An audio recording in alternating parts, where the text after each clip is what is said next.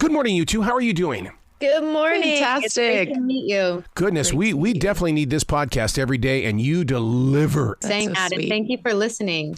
You know, I'm also a podcaster that puts up and posts things every single day. A lot of people don't understand our commitment to the community. Where do you find it inside your energy to be able to show up every single day, even when we're not in the mood? That's such a beautiful question, and thank you for the work that you do every single day. I think part of the reason we wanted to make this a daily show is we want to wake up with you, drive with you, wherever you're at in your day when you're listening. We want to be there, sort of like the morning shows were in the past. Mm-hmm. And our strategy here is really a daily dose of optimism. We want to sprinkle some sunshine. And so I think we have to do that daily in order to really reach people and to connect. Arrow, I'm sure you can relate to this. Mm-hmm. Doing this daily show and really being thoughtful about how we reach this community gives me a sense of purpose. Yep. And purpose just makes me feel alive. So that's what keeps us going. Wow. I remember back in 2011, it was a television commercial that said that Wi-Fi was now available in the car. And in that moment, that was my Beatles moment. It was like, okay, I got to create something that people can tune into when they get in the car, like you talk about, or if they're at work and the boss has just, kind of reamed them out a little bit. I need a positive. I need something. And that's exactly what you guys are delivering here. Oh, thank you for saying that. I'm a big podcast listener. And one of my favorite parts of podcasts is they help me when I'm lonely. If I'm in my apartment alone or driving alone and I'm feeling a little down or I'm not in the mood to call a friend or something, I turn on a podcast, usually with two women that make me laugh and make me feel like I'm a fly on the wall. And we're trying to do that and also bring you into the conversation, if that makes sense. Yeah, it really does. And the way that you guys banter in the very beginning, you set it up. This is who we're going to have as our guest today. But right now, we need to catch up. And I love that when you guys do that, when you have that little banter going on. Oh, thank you. That is so great to hear that. Well, we'll have to do more of that. You know what's probably been the best part of this whole thing for me is gaining a new friend in Danielle. We have this really funny story where we overlapped a lot in our career paths, had a lot of the same friends, but never met for about 10 years. And then this show came along and it brought us together. And we've really genuinely gotten close through the process. It's so funny, Arrow. My mom the other day was like, I listened to the show. Are you guys actually friends or is that just for the show? And I'm like, no, we are actually friends. It's true. And what's so fun too, if I may add, we disagree a lot. Like we are really, really different. And also our values are very similar. And so I hope what you're picking up on is the fact that there's so much love and deep respect there. And also we're not afraid to disagree. But see, that's what I love about it, is that we are supposed to disagree. We are to, and the thing is, it's almost become illegal to have a disagreement with somebody that you think is close. But you guys allow that to happen. Yeah. Oh, thank you. I think, I think about it almost as family, right? Like when it's your family, you disagree, but there's such a deep love there that you're coming back the next day. And I feel that with Simone. Yeah. We often talk about the gray area and nuance on our show, and that seems like a lost art these days. So we want to cultivate nuance and gray however we can, whether that's through our conversations with authors about the characters that they write who exist in that morally gray area, or experts or actors who can help us see that and value that in our own lives. Now, Simone, with your background, NBC, MSNBC, Access Hollywood, and then the podcast platform. I mean, it's like the Berlin Wall falls, and then you're there with this podcast where it's like, you mean you want me to talk? I get to show my emotions? What are you talking about here? You're exactly right. I mean, get out of my head, please, Arrow. That's a little invasive. But yeah, I mean, I went from being a journalist who really prioritized objectivity and neutrality for about 15 years to having to let down walls and be vulnerable. And Danielle knows that that's not exactly my strong suit. I kind of have a ice cold heart that we're slowly cracking and chipping away at.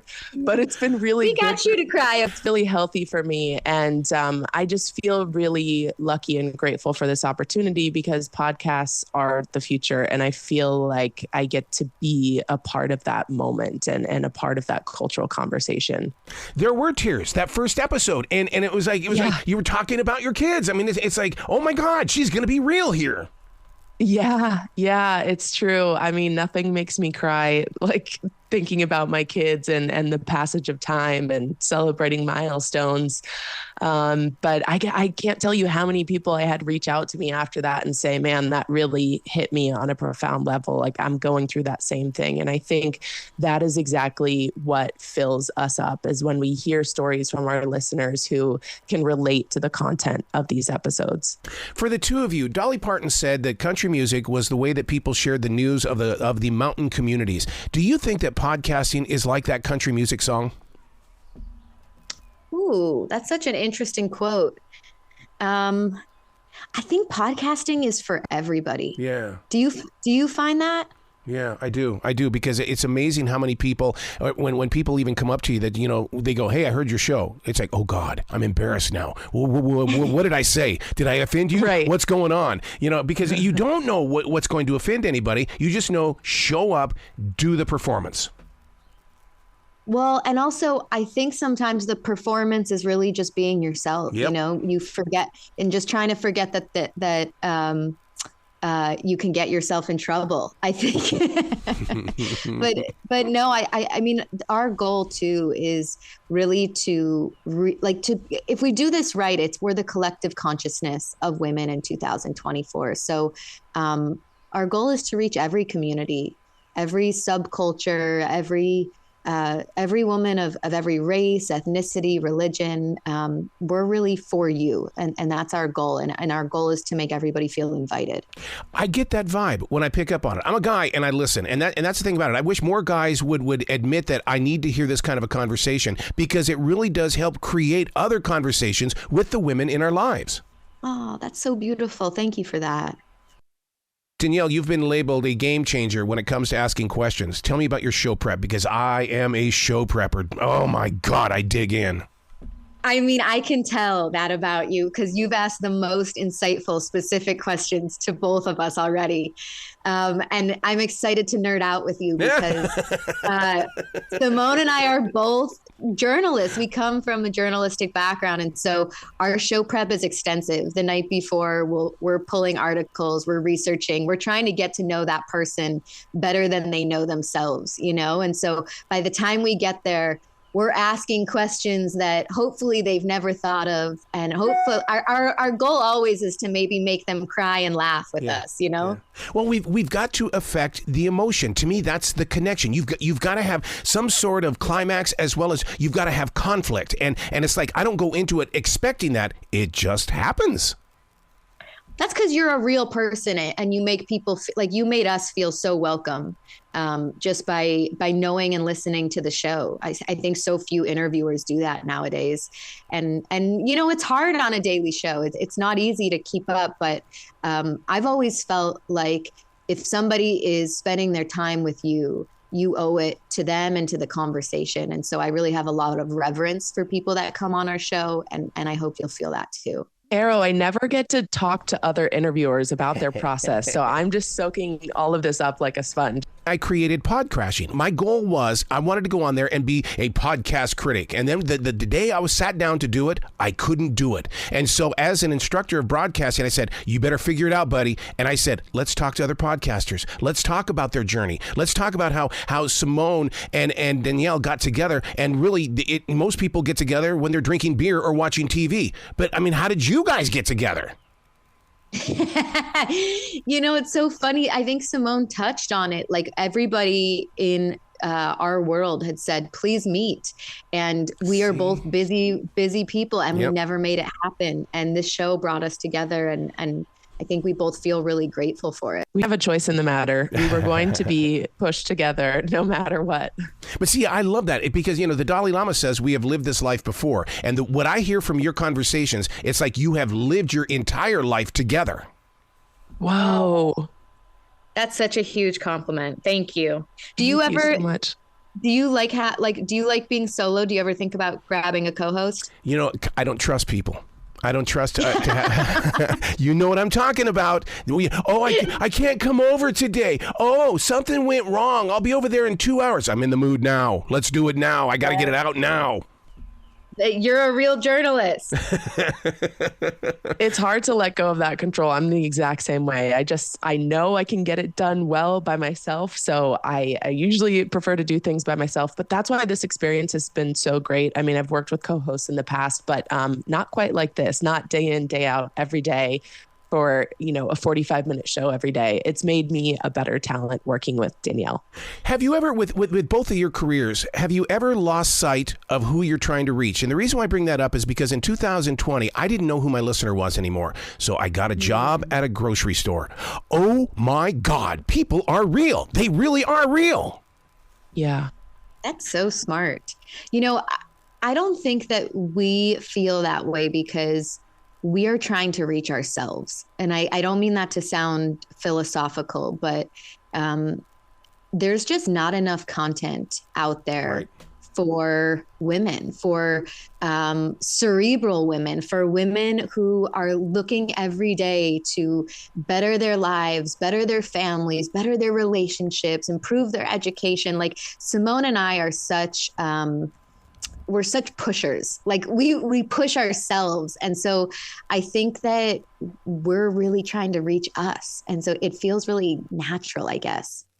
I will say the beautiful thing about podcasting is that instant connection, that instant gratification that you get with the audience, because I think people view podcasters in such an intimate way. Like it's such an intimate relationship, and it's a bond that can form really quickly. I'm a news junkie, so everything comes back to news for me, but I almost feel like people view podcasters the way that we used to view local news anchors. Like you really felt like you knew them and you had a deep connection to them. And whenever I engage with our listeners on social media, I really do feel like we are forming that deep connection, which is just so gratifying to see.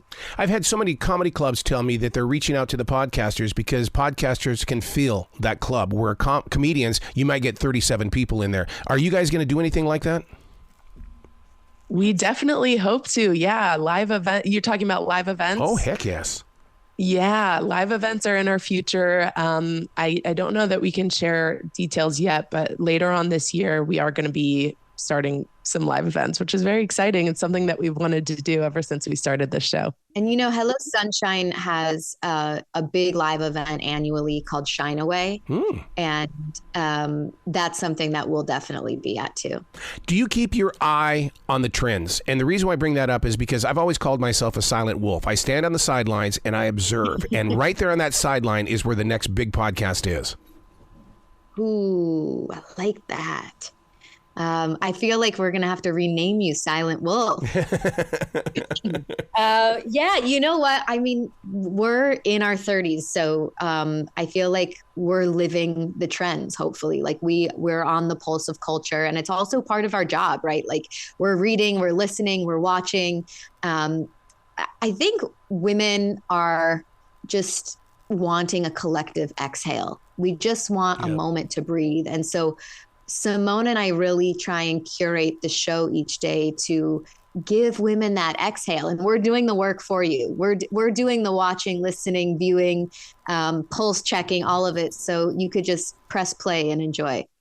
I also think that we kind of keep a side eye on the trends sometimes because some of these trends that come off of TikTok have the craziest names. And I'm like, why do we even need a name for this thing? We've been doing it forever. I'm trying to think of an example, but I mean, one of the funniest names that I've seen recently is a fart walk. Have you heard about this? No, Where no. you take a walk after you eat a meal to kind of like get the digestive system going. But we try to just have fun on the show, not take ourselves too seriously, and also not take the trends too seriously. I love that you admitted that you're in your 30s, because I've always believed that in our 20s, we do everything that we wanted to do as teens, and our 30s are mopping up all the mistakes we made in our 20s. Have you grown in your 30s? Because once you get up into your 40s, to me, life begins. Ooh, wait, say more. What changes at 40? Oh my God. Well, I became a martial artist in my 40s, and I'm a third-degree black belt. I mean, all of a sudden you're willing to take the chances. You can do things that you didn't want to do in your 30s because you were mopping up your 20s. And then when I hit my 50s, it's like, hey, look, I can make decisions now that are going to affect my future. And now that I'm in my 60s, it's like I can say things, but am I going to say them right? And that to me is the journey as well. That is super cool. You know, back in the day, they used to say that 85% of life's main events, like the biggest events, happen before 35. And I think that that's changing. And that's actually something that our show is touching on, is aging in a powerful, creative way. Like, we're trying to get rid of all of the norms and explore what our 30s look like, what our 40s look like, what 50s look like for these amazing women. We had Mary Jane Fahey on, who started Glorious Broads, and she's interviewing older women and defying all those expectations. And so you're making me excited to turn 40. I love that. Oh my God. I mean, Jennifer Lopez helps us out as well, because I mean, look at her. I mean, she still acts and looks as young as all can be. And that's the kind of inspiration. We need those Sophia Lorens of the world. Oh, yeah. You know, she's getting so much sort of like pushback online right now that I love that you are championing her. You are a champion for women. I appreciate that. I absolutely am. One of the things that you guys go through in your process is the editing. Are you part of that? Or do you just go in, drop your tracks, and then say, whew, okay, see you tomorrow? We have a really amazing team who helps us out on the production side of things.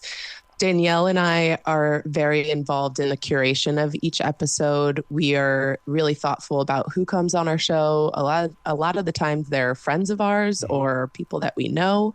And we're also really involved in that opening of the show, like thinking about, okay, what do we want to talk about today? It's really important for us to have a balance of something that brings you joy, something that makes you think, and also something that makes you laugh. So when you're listening, you're hearing us and our perspectives in the show. Locating that voice, because it took me a while to go from radio guy to podcast guy. So how do you do it as a journalist? How did you find your voice?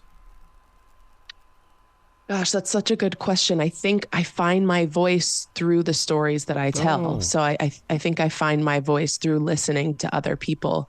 And, you know, I think that stories are really powerful. I think that we all contain multitudes, Arrow. Like, you're a podcast host, you're a martial artist, like you have several different dimensions to you. You're a poet, you're a voiceover artist. And I want to shine a light on people's multitudes. And I think that we do that by hearing stories and telling each other stories. Well, you guys touch on that when it comes to describing the podcast, The Bright Side. You know, it's navigating through transitions. Transitions is a very big word in my life. It's almost a mantra, a lifestyle, because you have to understand the mindsets. Yeah, it is. And you know what? We spend so much of our life in transition, and we're never really taught how to deal with it. Right. And so I think sharing our stories and talking about it honestly is just one of the most helpful things you can do. I know I learn from other people's stories. When I have been most heartbroken and most depressed, I turn to books. I turn to other women's stories. I turn to podcasts where people are being real. And so that's why I think we just have like an emphasis on trying to be real on the show, because I don't think it's helpful to have this sort of a veil on, you know? Exactly. You guys have got to come back to this show anytime in the future. I love where your heart is and how you're extending your outreach.